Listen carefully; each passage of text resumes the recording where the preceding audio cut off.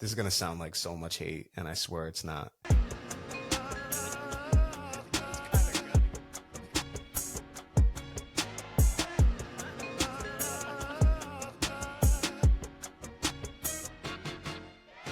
Welcome back to the Warner Brothas Podcast. I'm Kyle, joined today by Brandon Petty. This is actually the third podcast we're doing. This is like part 3 for us. Yeah.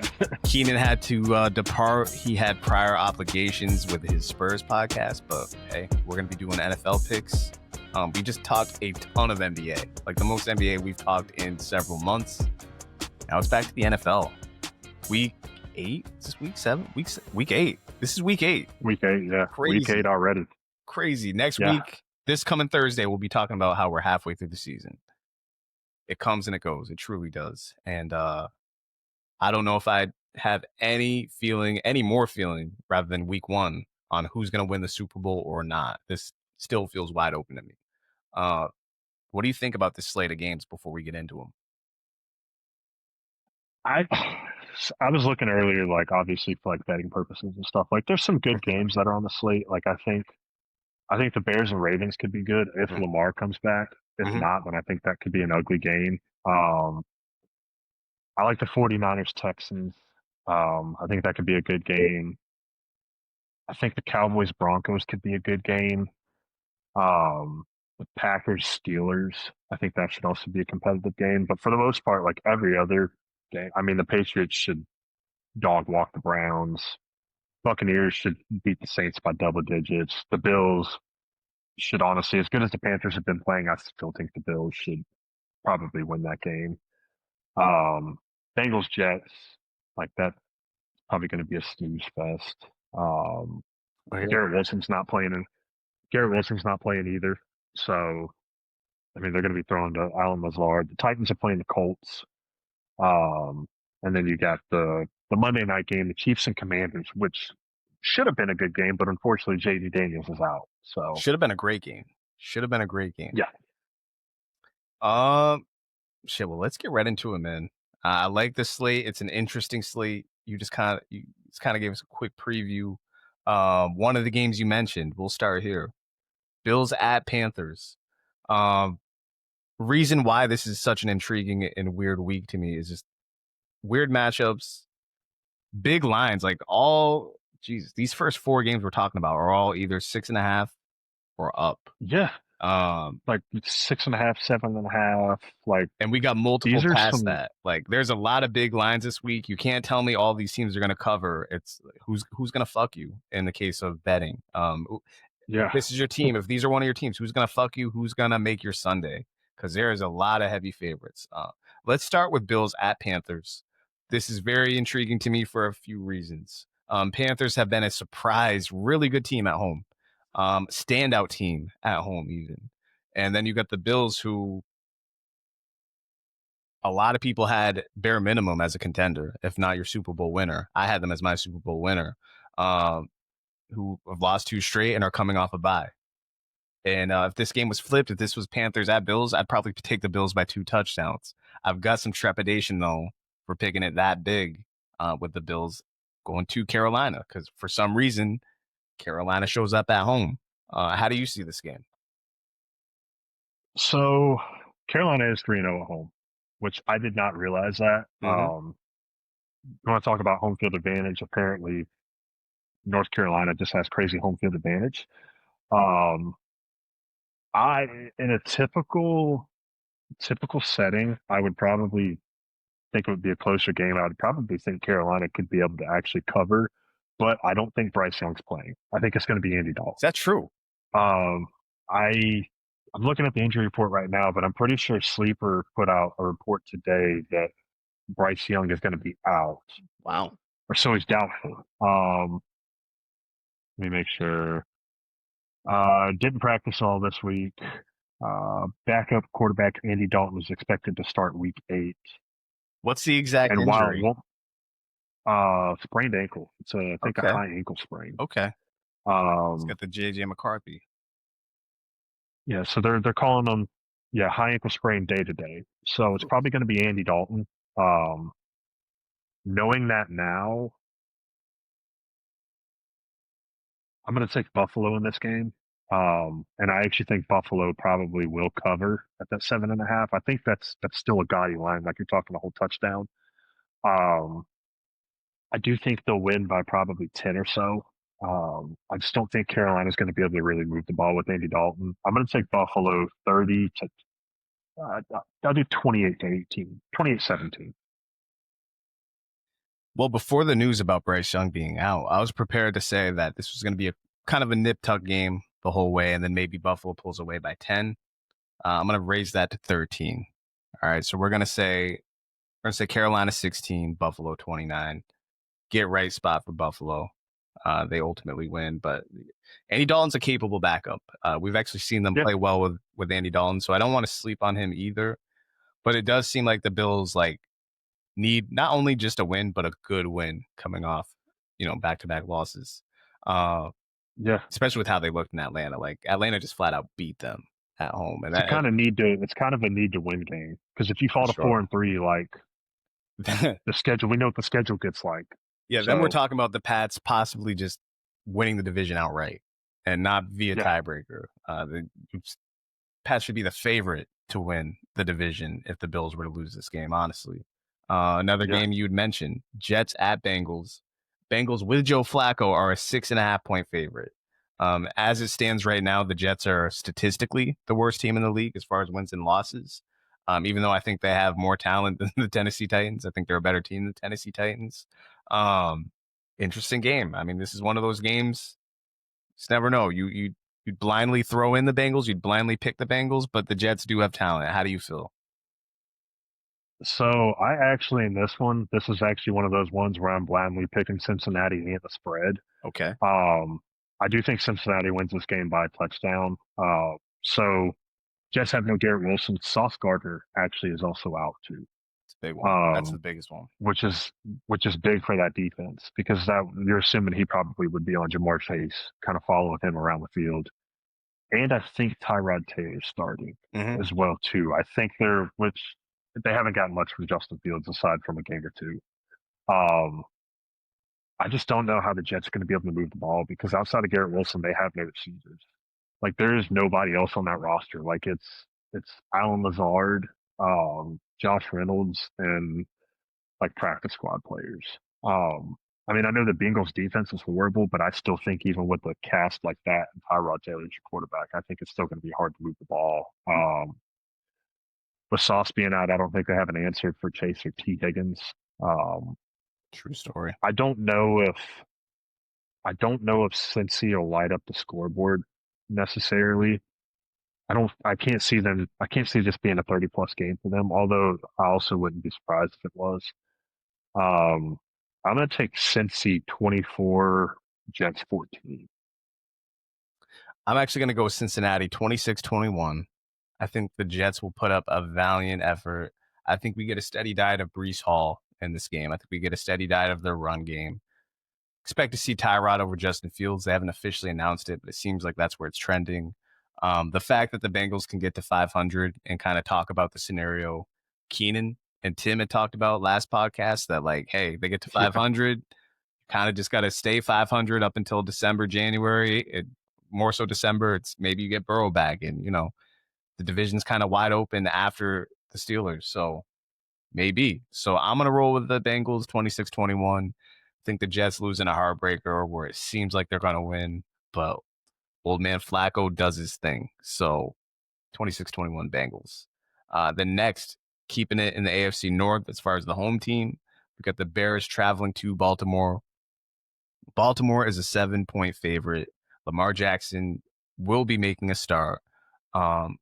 Interesting, will be making his return, I should say, starting. One thing I saw that was interesting from one of the Twitter dockers the other day was he said that Lamar should probably sit one more week. That with this particular injury, he thinks one more week would be fully healthy for Lamar. And look, the Ravens have a home field advantage. I'm picking them to win this game, regardless of what this Twitter doctor says. However, I mean, it could be a factor, especially with a quarterback as mobile as Lamar Jackson. However, Ravens lose this game, their season's over. They're going to have a very outside shot at making the playoffs. I mean, the books basically give them even odds to make the playoffs, even still at 1-5, which is insane. That's a lot of confidence. That's a lot of respect, to be honest with you. We've seen their defense play slightly better, particularly against the Rams 2 weeks ago. Now they're coming off a bye. They need to win this game. They got to win this game by hook or by crook, whether it's a Derrick Henry heavy game, whether it's Lamar returning to Lamar. Doesn't matter. They just need performances out of their offense. Obviously, the defense has got to show up. Luckily, they're facing someone in Caleb Williams who is just hit or miss. He is just inconsistent.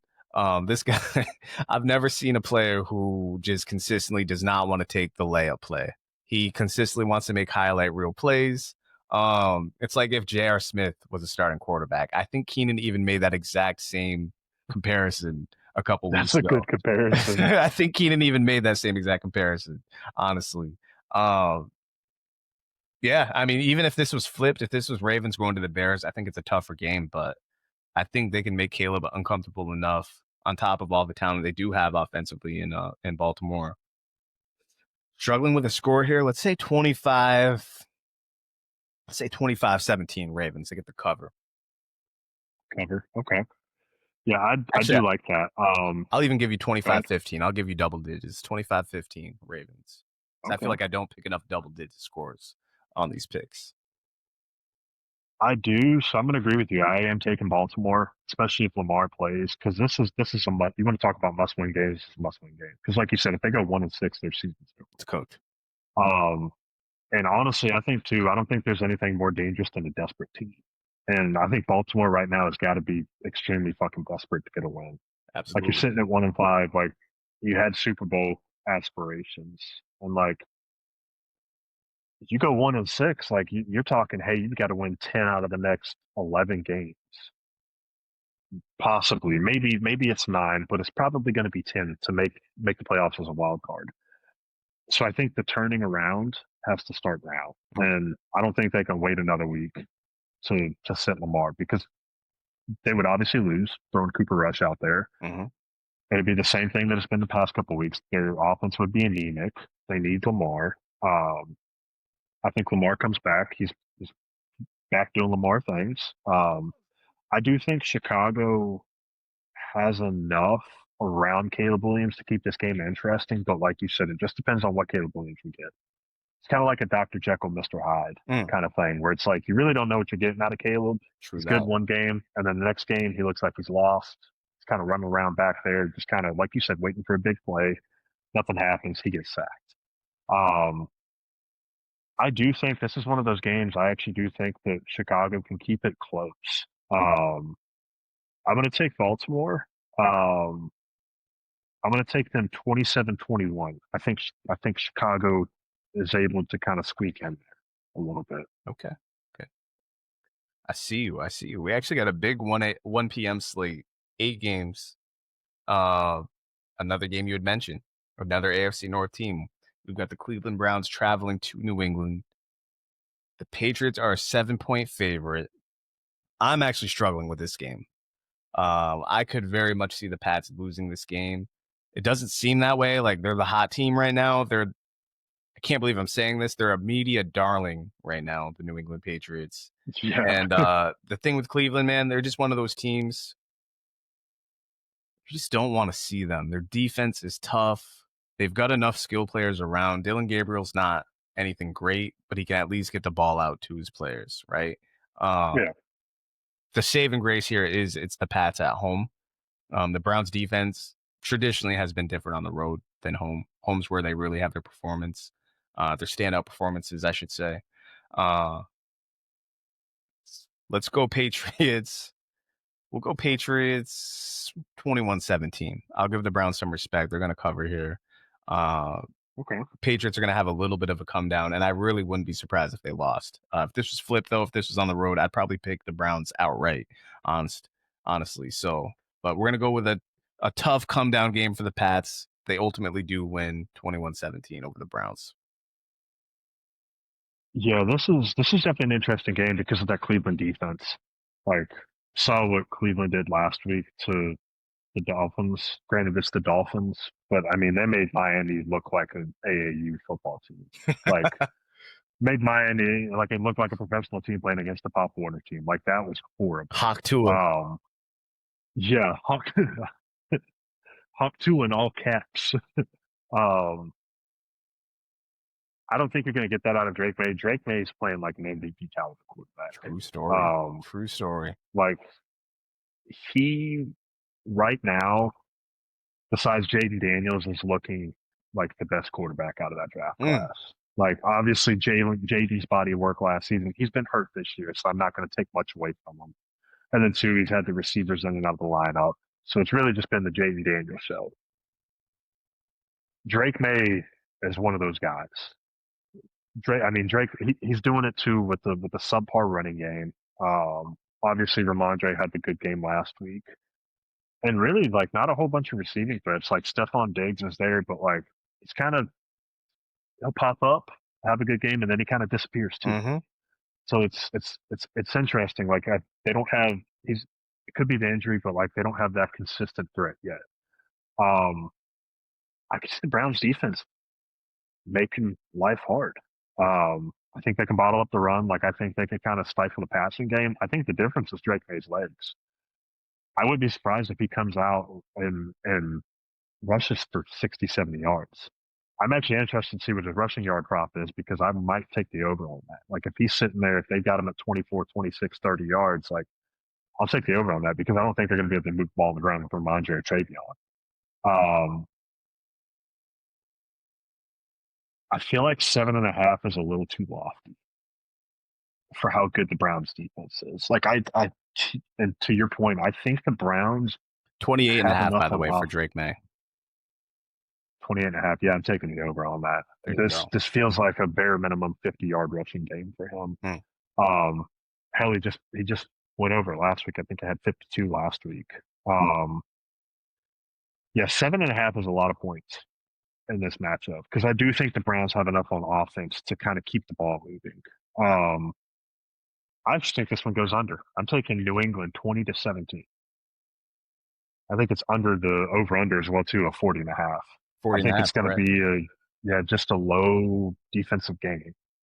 Yeah, we're right in line there. I got a 21-17. You got a 20-17. I'll say this, man. These type of games scare me as far as if we're looking at it from like a picks perspective or, parlay perspective, whatever, if you're picking the Pats in this game. However, it scares me because we do this every year where it's like, all right, this team's got a 2 or 3 game win streak. They're facing a lesser team at home. Boom, let's just pick them. But in reality, the only teams that really kind of win those games without you blinking are teams like the Chiefs, are teams like the 49ers or the Packers, the teams that are consistently in the playoffs, the elite teams. It's not these mid-tier or emerging teams. That's why I'm so scared because it wouldn't be surprising if Drake May just had a hiccup game. I can totally see a world where it's 17-16, the Browns win. You know what I mean? Especially if it was Browns at home. Really, the saving grace again is, and I don't know what the weather's going to be, but the Pats at home. And the fact that it is Dylan Gabriel against a Mike Vrabel defense, they can probably make life hard on a rookie quarterback. Because the Patriots defense, quiet as kept, has been pretty hit or miss. So that run defense has probably been the strength. We're going to ride with the Pats, though. We'll see what happens. I'm just a little bit scared, though. Let's move on to this game. San Francisco 49ers going to Houston to face the Houston Texans. Very interesting game. So the Houston Texans are favored by 1.5. You just told me that Nico Collins is out. I can't really understand this line. I can't understand why Houston would be favored. It's interesting, yeah. This seems like we should just jump on the Niners money line. I think it'll be Mac Jones over Brock Purdy for at least one more week. The Niners looked really good last week running the ball. Of course, Houston's got a Super Bowl ready defense. The offense hasn't been there. They look literally just one player short. I mean, that game this past Monday night in Seattle, I know it kind of got away from them, but you can just see it with them. They're just one player short. And this might not be the year where they can even make a wild card. It looks like a struggle. A lot of people are putting on CJ Stroud, which is understandable. But man, it just seems like if they had one more player, whether it was a running back, receiver, that they could. And actually, Christian Kirk's also out, so they're missing their top 2 receivers. And they're still favored. we got to jump on the Niners here. I think we got to roll with it. I'm going to pick the Niners. Yeah, let's go to a tune of, let's say 27-17. I got them big, man. If they got Kirk and Nico out, how are they going to score? They were struggling to score anyway. Snyder's defense looked pretty good off a full week of practice without Fred Warner. Solid really does have that defense playing well. They look aggressive. They look lively. 27 on the road is kind of steep. Let me bring that down. Let me go 24-17. 27-17 is a little steep, but I really can't picture this Texans offense scoring on this Niners defense, injuries or not. So we're going to roll with that. And maybe it'll be a closer game, as Vegas says it's going to be, predicts it's going to be. Yeah, I mean, I don't understand how it's weird looking at it right now. Like the fact that Houston's favored in this game is, like you said, their defense is good, but I still don't understand how or why they're favored. I mean, unless they put McCaffrey in shackles. I mean, McCaffrey's been having an all-pro season. Let's be real. I mean, he's just been, I think he's third in receptions or reception yards. Like there's some ridiculous top 5 in receiving yards. Yeah. So, I mean, unless they can just flat out shut him down in the run and the pass, I can't imagine they get out of this game with a win. Yeah, but they also give Mac Jones hell, so I get that too. Yeah, unless they're just projecting at their defense, like, but then to that, like, what does Houston have on offense? Where it's like that you feel confident in Houston moving the ball, right? I don't know. I'm taking San Francisco on this. I'm going to take them 23-20. Okay. And for betting purposes on this, I'd probably take the money line, and I'd probably take San Francisco all spread at -1.5. And just kind of double my odds a little bit there. But yeah, definitely interesting. Maybe Vegas sees something there that we don't see. Maybe. But I'd probably take the Niners on that one because I don't believe in the Texans. They do have intel that Vegas does have. This game could be fun. It's an interesting matchup. Had the record for one particular team been better, I'd be like hype about this matchup. But the Miami Dolphins have been dog shit. Particularly Hawk Tua has been dog shit. So we got the Miami Dolphins going to the Mercedes-Benz Dome to face the Atlanta Falcons. Normally, this would have all the makings of a shootout. Maybe it still does. We want to talk about home teams. Atlanta's defense looks great at home. This is a completely, much like the Carolina Panthers, this is a completely different home and away team. Atlanta Falcons look like a contender at home. They're facing the ailing Miami Dolphins, the ailing Tua Tagovailoa, however the fuck you say his shitty ass name. Heavy favorites, 7.5-point favorites. The Falcons are. How do you score this game? Because it could be a Dolphins bounce back game, but I mean, is it really? I have a hard time seeing a bounce back game. Like, it's bad whenever Adam Schefter comes out. I mean, you're sitting at 1-6 right now, and they're saying that that management isn't considering a coaching change. Maybe that tells you, hey, they're considering a quarterback change. Maybe they kind of finally realize that, hey, maybe Tua just isn't it. Maybe we messed up. Maybe we paid him, way too much. I don't know. I mean, it would have to be a heavy dose of Devon Achane. And when I say heavy, like, I think he'd have to have like his best Marshall Falk interpretation or impersonation, where he goes for like 120 on the ground, another 100 in the air. I think Jaden Waddle would have to go for 100 yards after the catch because Tua can't throw the ball more than 5 yards down the field. I don't know. I think this one could get ugly and ugly pretty early. The Dolphins' rushing defense is god awful. I think Bijan Robinson probably has a field day. I think the Falcons win and they win big. I have Atlanta winning 31-14. I see. My boy Jadam sent me this meme earlier. It says no drugs, no alcohol, no drama, No allegations. It's just I see No, that. no scandals. Just a straight dog shit football player. It's got a picture of Tua. Tua. Got a good laugh out of me. It's funny because I'm kind of in line with you on the score. I was actually going to pick 31-17 Falcons, but I could see a world where this is just like kind of like with the Jets, where like you get that sense of life. It seems like you're going to win, but you just don't win. So I could see like a good performance where they lose by a field goal. My problem is Falcons offense at home. How's the Dolphins going to stop it? The Dolphins have no resistance. They showed it against the Bills when they still had life in like week 3, but at 1-7 in week 8 and your season's gone. And Tua just like how do you have any respect for Tua coming out of that locker room on Sunday? You have no faith in him winning if you're an offensive or any player on the Dolphins. Mike McDaniel even. I'll stick with 31. Actually, I'll go 31-20.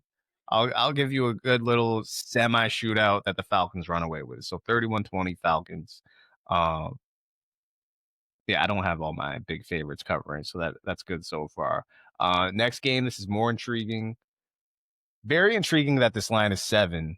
Giants at Eagles. It was a bit. I don't remember what the exact line was 2 weeks ago when these two teams faced off on Thursday night. I think it was 5.5. Actually, I think the Eagles are favored by 5.5. Giants smacked them up. Giants smacked them up 34-17.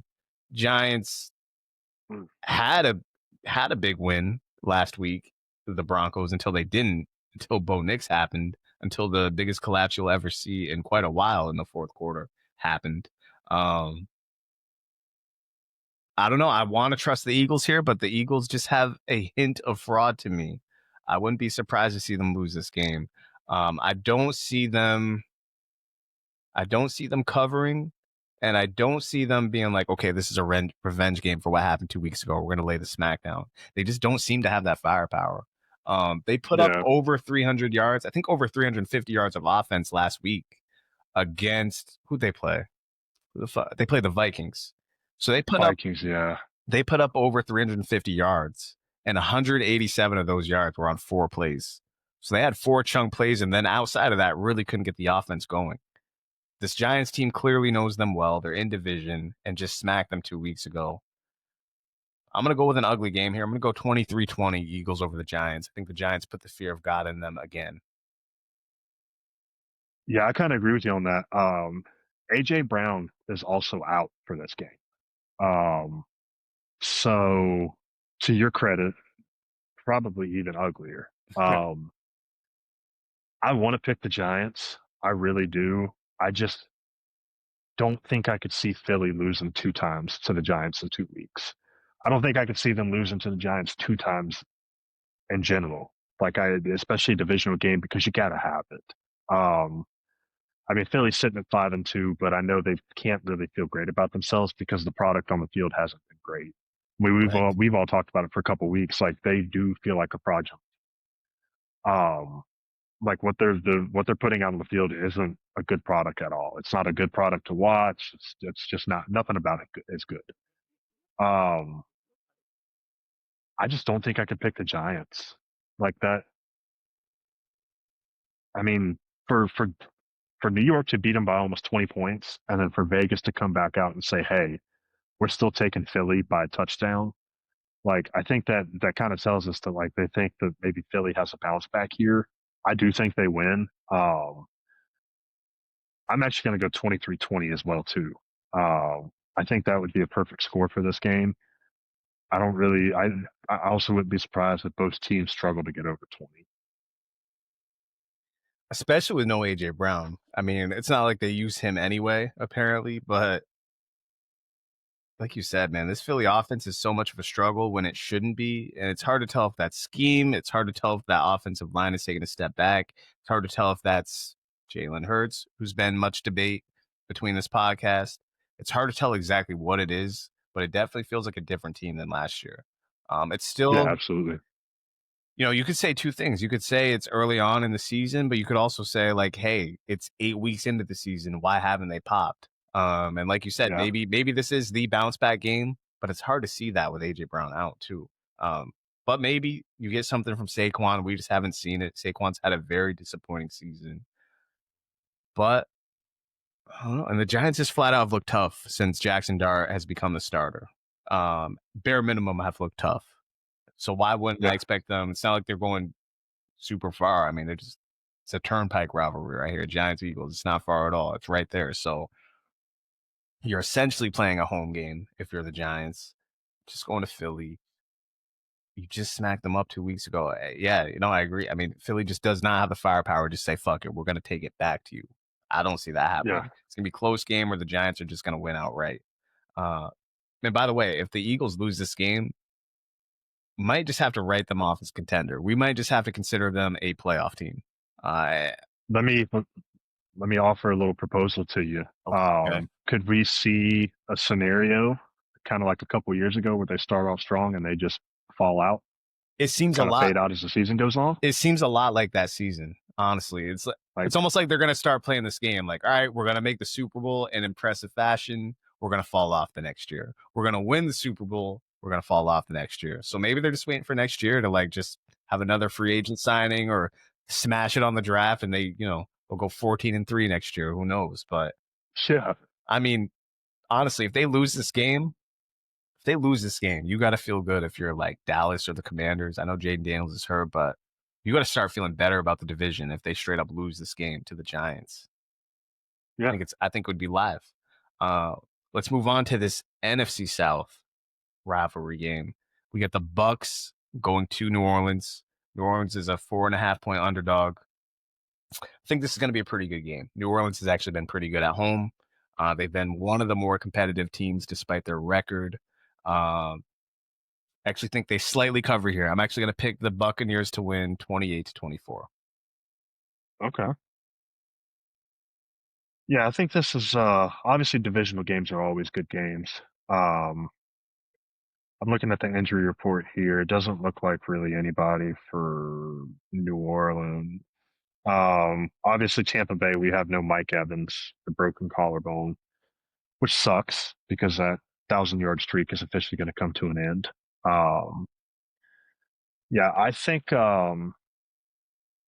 Tampa wins this, and I think I think it's going to be one of those games where it's close for the first 3 quarters. I think Tampa's going to lead the whole game. I think New Orleans will keep it within maybe 3 or 4 points the whole game, and I think Tampa will just kind of maybe pull away at the end. I have Tampa 28. I go 28-20. I feel like maybe New Orleans squeezes in a touchdown kind of late, maybe with a couple minutes left, and then Tampa just gets the ball back and obviously kneels it out. New Orleans has been competitive though; they've been very competitive this year. And you called that in the preseason. You were like, yeah, like I would kind of talking about New Orleans, just kind of thinking that it was one of those teams that was going to be competitive all year long. That maybe they'd steal a win or two. Maybe this could be one of those wins. I mean, it is a divisional game, so I mean, they're going to play hard, but I think Tampa has a little too much for New Orleans. What scares me is we've got 2 more 4 p.m. games. It was this game, the Buccaneers and Saints, and then we got 2 more. Then we got the Sunday night and the Monday night. And I've picked majority favorites. I've only picked one underdog, and that being... And it's not going to be like that. Yeah, it's not going to be like that at all. It could be, but like you said, it never is. The only underdog I've taken so far is the very short underdog with the Niners, 1.5. That's basically an even game. Which right? Shouldn't even be an underdog. Yeah. Which shouldn't be, right? Which we think should be favored. And I'm just trying to go back through, and I'm like, all right, who is going to win? Like, who's going to fuck this up if it's going to be? And I do got confidence in the Ravens. I'm looking at the Jets. Like, it's got to be that Jets game. I can't imagine the Bills off a bye, even in a tough environment. Sure, maybe Andy Dalton puts the fear of God in you, but man, if anybody, maybe the Jets. But with Sauce out, you should be able to throw the ball. I'd say the Browns. Like, if Browns could be the one. Like, it could be the one. Especially with Gabriel, there's not much tape on him. It's either like he's either going to have we kind of saw it last week with Jackson Dart. It was either he's going to be overwhelmed by this Denver defense, or they're just going to outright win. It's kind of a good segue. I mean, we'll talk about it later, but like the Cowboys, this is a game that even before anything happened in the preseason, I just already marked this down as a Broncos win. Like the Cowboys just seem like a finesse team to me, and Denver's a tough place to play. Whereas the Giants, though they're not as talented as the Cowboys, they're a tougher team. You can run, you know what I mean? So they felt a little more suited to go into Denver last week. And that was one of the games I was struggling heavily with because I'm like, I kind of see it. Even though the other way, like I said, would be that they overwhelm Jackson Dart. It's kind of how I feel about the Patriots and Browns going back to that game. It's either Dylan Gabriel will be suited for it and can get the ball out quick, and he kind of handles the Patriots defense, or he's going to be overwhelmed by Vrabel's game plan. And hey, if Drake May continues to play like an MVP, you get what you get kind of thing. So I definitely see where you're going. But at the same time, I don't feel good about any of them, though. Like, That's the thing. And last year it was like one of the more chalk years as far as betting, as far as picks. Like it was a lot of just heavy favorites winning, just favorites winning outright. This could be one of the weeks. Let me segue that into this game. I mean, this is exactly what we're talking about here. We go from Bucs Saints. Bucs, people on this podcast, you and Keenan both think they're winning the Super Bowl facing the Saints. Why wouldn't we pick the Bucs to win that game? Then we got here, AFC South matchup. Okay. We usually like to pick close games in AFC South matchups, regardless, because the teams are kind of, whatever. Get the Titans, one of the worst teams, in my opinion, the worst team in the league, going to what could be the best team in the league right now, and that's the Indianapolis Colts at 14.5. I got to go with the favorite again, and I got to go with the big favorite to cover. I could get bit in the ass on this, but I'm going to go with the Colts 31-14. I think they win by 17. The Titans are dog shit. That's even with Mike McCoy. That's even with letting my boy Brian Callahan go. Maybe they cover, but I mean, this Indianapolis Colts team's been a historic offense under Daniel Jones of all people. Why would I stray from that? So I'm going with 31-14. Yeah. I'm keeping it chalk. I mean, what can I do? And honestly, as 14-point underdogs too, it's kind of hard to pick the underdog in that scenario. Hard to, especially when they're the Titans. Yeah, I don't see any realistic path for Tennessee to win, like at all, unless they get Chris Johnson back and Eddie George and Steve McNair and Frank Wycheck. Whoever else is. Yeah, Frank Wycheck, like Delaney Walker. I don't see a path for them to win at all. I honestly, I think this game could be over with by halftime. I agree. I think it could be decided by halftime. 14.5 is a lot. That's a big line. That's, like you said, that's one that could definitely come back and bite you in the ass. It's crazy seeing a money line in an NFL game at minus 1,600. That feels like a college football money line, or maybe a college basketball money line. I'm going to take Indy to win. As far as the score, I think Indy could be the highest scoring team of the week. I mean, hell, they put up 38 against the Chargers last week, put up 31 against Arizona the week before, and then 40 against Las Vegas. I mean, if you're telling me they got 40 against Las Vegas, I'm kind of expecting them to hit 40 against Tennessee. I won't go 40 though. I'll go 37-14. So we both got the dog walk Tennessee. We both got the Titans at 14. You almost convinced me to pick this Indianapolis offense to go for 50. I mean, they're on par with the 07 Pats as far as efficiency goes. All the all-time great offenses, like that's where Indy is. So why can't they put up 50? I'm gonna stick with my 31-14. But hey, maybe we get a 50 spot from the Colts. Maybe it's a name your score type of game from the Colts. Yeah.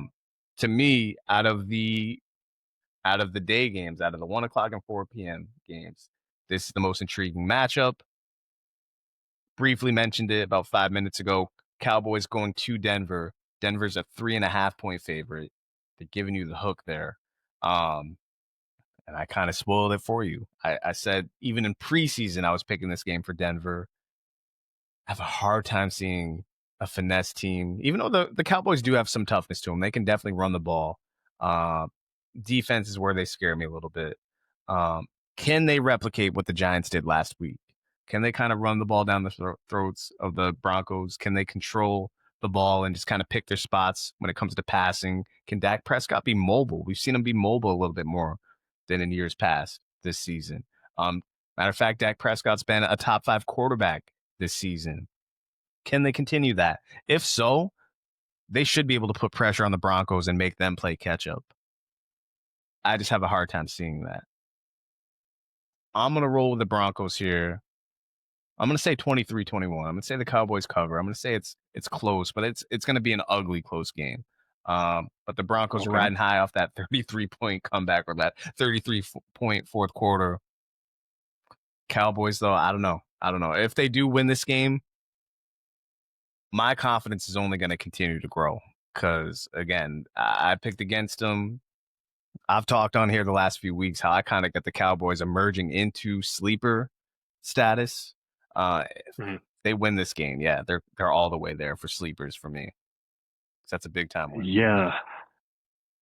I mean, this one, to be honest with you, I'm going back and forth on. I'm kind of like, I can definitely make a case for Denver, but I can make a case for Dallas too. Sell me on Dallas. Obviously. So I am going to take Dallas to win this game. Okay. I think Dallas will be able to run the ball. Okay. I think Javonte Williams can get it done on the ground. I understand Denver has a really good defense. I understand they have PS2 and everybody there. What I'm worried about is the Bronco offense. I understand Dallas doesn't have that great of a defense.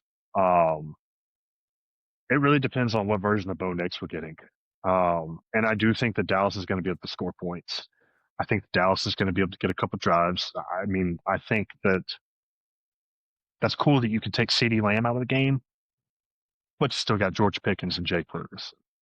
Like, you got to worry about those two guys. Pickens been balling. Yeah, and Pickens has been fucking amazing this year.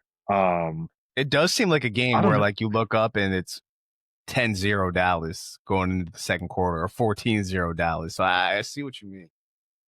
Like, Denver won that game last week against the Giants, but like, for you to fall into a hole like that against the Giants, and I think it was a choke job, obviously, by the Giants. I think with a rookie quarterback there, like I think if you have a vet there, I think a vet puts the game away.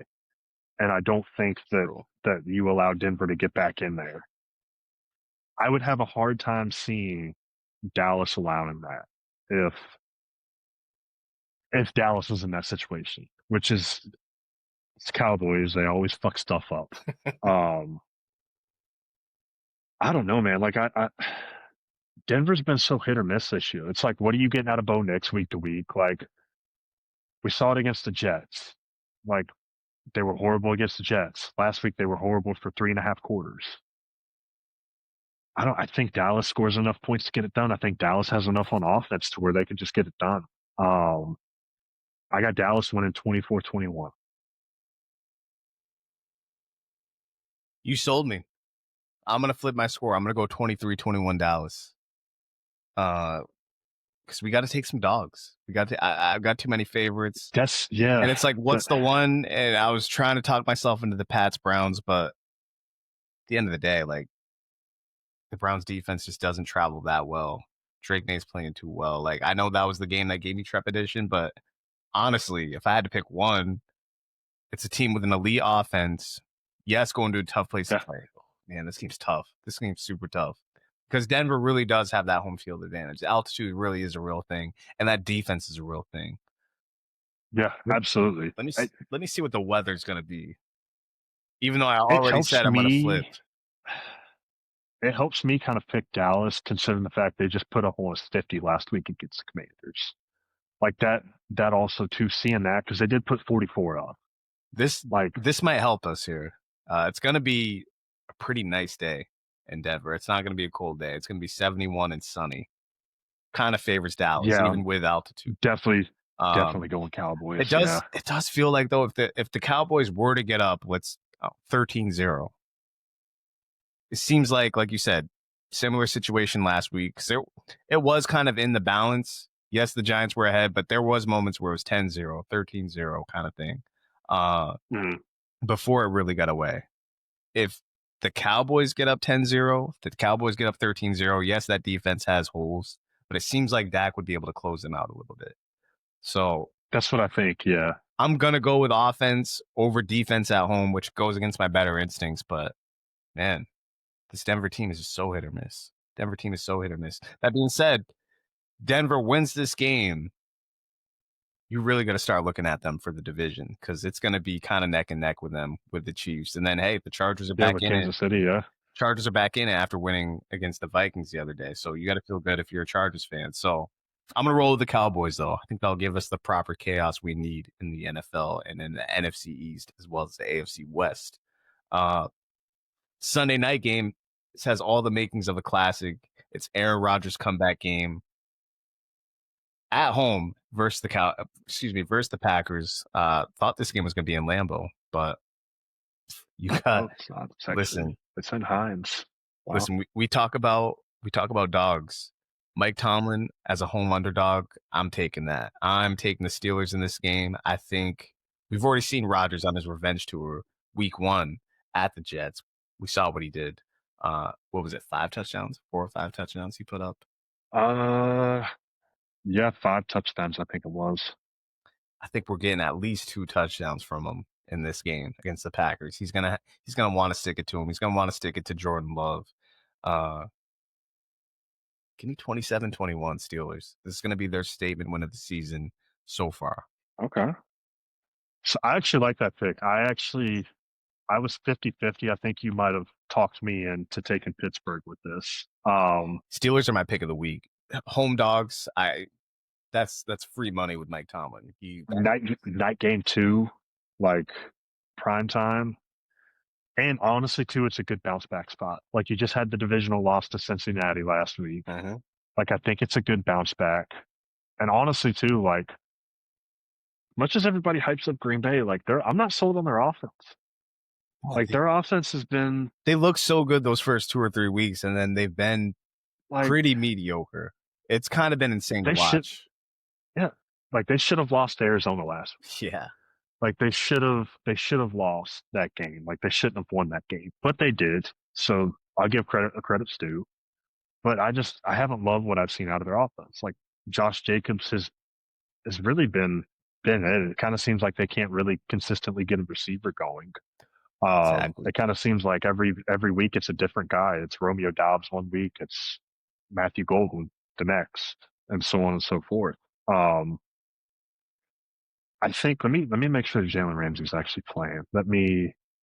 Pittsburgh's fully healthy coming into this. I think 2 good defenses. Like I think you got the makings of like an old school, just honestly kind of pound the rock and defensive game. I don't really know if you're going to see a whole lot of points here. I'm going to go Pittsburgh. I'm going to go 21-20 Pittsburgh. Like it. Chris Boswell? I think Chris Boswell game-winning field goal. Okay. I like it. I would like this Monday night game if we had Jaden Daniels, but it's going to be Marcus Mariota going to Kansas City, going to Arrowhead. Kansas City is 11.5 point favorite for a reason. I don't know. Kansas City has looked very good ever since they've gotten their receiving core back in Tao. Honestly, kind of like this Kansas City team. I've hated on this team in the past, but now that they're officially a pass-first team, their offense has got some creativity to it. Their offense has got some verticality to it. I enjoy watching them much more. I hate to say it, they're probably the safest bet right now coming out of the AFC. And I really don't want to see Casey in the Super Bowl again. But if we do, it'll be a more fun product, I think. But like you said earlier, Jaden Daniels plays in this game. We're gonna love it. And Monday night, Jane Daniels versus Patrick Mahomes in Arrowhead. That's one of your games of the season. And instead, we're getting Marcus Mariota returning to Arrowhead. Isn't that where he had the was that at home or was that at Arrowhead where they had the play where he threw it, they batted it back to him and caught it? Yeah, in the playoffs. That might have been in KC. I want to say that was in Tennessee. I think it was in Tennessee. Was it? I think so. Yeah. I could be wrong, but I think it was in Tennessee. If we were going to talk ourselves into the Commanders covering, we would say that, hey, Mariota has actually played very well as a backup for the Commanders this year and last year. Minus, Jaden Daniels coming out in the Cowboys game last week. That game was kind of already out of hand. But when he starts, when they're preparing for him to start, does pretty well. 11.5. Commanders are one of the better, more well-coached teams in the league. Their defense can be stingy, though it hasn't really been this year. Chiefs defense at times has showed holes, but I really can't talk myself into it. For them to win by 12 at home, that seems pretty doable. And it seems like it could be in the balance there as far as covering, and then I could see the Chiefs just blowing it open in the fourth quarter. I'm going to go with the Chiefs by 2 touchdowns. Let's go 34-20 Chiefs. Yeah, I'm with you on that. I think if Kansas City beat a healthy Detroit by 13 at home, I think they can beat Washington by even more. I don't really see a realistic path for Washington to cover this or to even make it a close game. I understand they're finally healthy at receiver. They have Terry McLaurin and Deebo Samuel back, but I don't know. I don't see it. I think Kansas City probably just opens the floodgates and just kind of another game. I wouldn't be surprised if it's kind of over by halftime. Like if Kansas City's up by 17 or 20, like I wouldn't be surprised. Be like, all right, damn, like I'd turn it off at that point. Yeah, I think Kansas City covers. Final score, I got Kansas City 35, Washington 17, because I do think they're gonna. I do think Washington will be decent enough to at least put a couple touchdowns up. Maybe it's one of those things where it's close first quarter, maybe going into the second quarter, and then I think eventually Kansas City's just going to pull away. Hard to argue. I kind of peeped ahead to next week's games. It's kind of got a mix of weird games, much like this week, as well as marquee games. I won't spoil, but we got some marquee games. Brandon, because we picked so many favorites, and because we both think this is kind of a weird matchup week, which I felt the same as last week, I will give you the opportunity to flip on one game if you want. Or do you want to lock in your picks?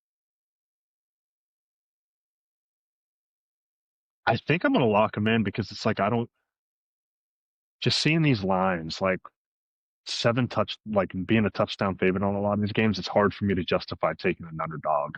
But like that like one of these games, whether it's the Saints, whether it's the Browns, whether it's the Dolphins, like we know that one of these teams is going to win more than likely. Like because like you said earlier, it's never really ever chalk. It really could be the Dolphins. Because Atlanta plays down to their competition sometimes. They do, and the fact that it's in a dome, like if they were ever going to show up, it's then. Like they still got Waddle, they still got Achane. That suits them.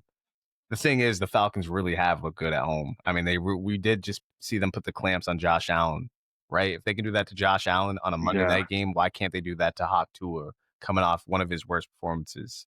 I don't know. I won't be surprised. I won't be surprised if the Dolphins do it. Maybe the Saints? Like that would be something. I don't know. Like so if I had to give you a favorite, like if the one that I would feel the best about would probably be I don't. It's interesting that we haven't. It's interesting that we haven't picked the Bears here with Lamar. That's what I was kind of thinking. I'm like, but knowing the Ravens, like I said, it's just a must-win game. Like the Bears on paper, like they could definitely do it. Right. But It's their season. Yeah, it's like I don't think Baltimore lets that happen because they know, like they have to know that, like, hey, like this is it if we lose. And I think they know that. So like that's kind of one of those games where as long as Lamar plays, like I'm kind of not really putting Baltimore in upset alert. But And then Niners Texans is fishy. Like, why is that line? Why is that still at 1.5? yeah, why is San Francisco not favored? They got to be telling us something. There's got to be a rat there somewhere. Like Maybe we're gonna wake up, or maybe we're gonna go into these 4 o'clock games, and the Texans have rightfully covered, and there's a reason why that's 1.5. But it seems crazy to me right now, unless the Niners offensive line is super banged up and we don't know about it. I don't know. I'm looking right now, and it's your typical suspects. Ricky Pearsall's out. He's been out for the past 3 or 4 weeks. Yep. So that's nothing new. They did rule. Okay, so they ruled Brock Purdy out today. Again, nothing really new. And their starting center is out. But other than that, they have Trent Williams, the usual suspects. Defensively, Bryce Huff is out. They're starting D end. And then one of their corners, Diamador Lenore, is out. Other than that, it's nobody else. Versus Houston, said Nico, Christian Kirk, defense is healthy. Yeah, I don't know. That's weird. Maybe Vegas is trying to tell us something. They often are. That could be a rat line. Who knows? It could be. It seems like the Niners should have been that game. And again, the Texans, even with Nico, haven't inspired anything on their offense for us. No. So yeah, I think I'm with you. I think I'm gonna lock in my picks. I don't feel great about it, but I also don't feel bad about it because again, we do see these weeks where sometimes it just is chalk. And we got the Cowboys in there, we got the Steelers in there, so we got some dogs. And we do have, to be fair, we got some of these dogs covering. We didn't pick outright covers for all these guys, so maybe we're playing this the right way. Brandon, any final thoughts on this week? You got any predictions? Any final comments on NFL Week 8? If it goes like the chalk route, I think it could. You probably would be looking at probably in terms of like an interest level, probably one of the worst weeks of the season. Like if it goes like the sports books are predicting or whatever, like if every team hits that 7-point mark or whatever, like if every team covers, I think you could probably be looking at like an ugly week of NFL football. I think the Sunday night game, the Green Bay Pittsburgh game, I think that game will kind of make up for it a little bit, and I think the 4:25 Dallas Denver game could possibly also make up for that. But 1 o'clock slate kind of seems like it could be a little bit of a snooze fest. I wouldn't be surprised if by about 2:00, 2:30 that there's really no watchable game at that point. That's interesting that you say that because actually, like the 1:00 slate that we got last week was terrible. It was exactly what you're describing. It was boring. The games were either out of reach or they were just whatever. And then the 4:00 window saved it. Like Packers Cardinals was better, even though I didn't love that game, but it was at least close. We got a classic with the Giants and the Broncos. There was one more game there. Was it the Lions play last week? Seems like the Lions might have been in that 4:00 window. Were they? It was someone. I think they might have been. There was someone that might have been the Lions. Yeah, it seems like it was the Lions and somebody as the marquee game. Either way, there was 3 good games. That kind of saved it. Sunday night was decent. Lakers are kind of playing with a lot of confidence against this Minnesota defense, by the way. Coming off our NBA talk. Going on here. But yeah, no, the later window and the primetime windows kind of saved week 7 last week. That was probably the most dull week, I would say, that we had. Because we didn't even have a good international game. So no, Rams ran it up horrible, yeah. So I mean, and that was probably the worst. And honestly, too, the Thursday night game could be like a little foreshadowing to the week because that Thursday night game was awful. It was.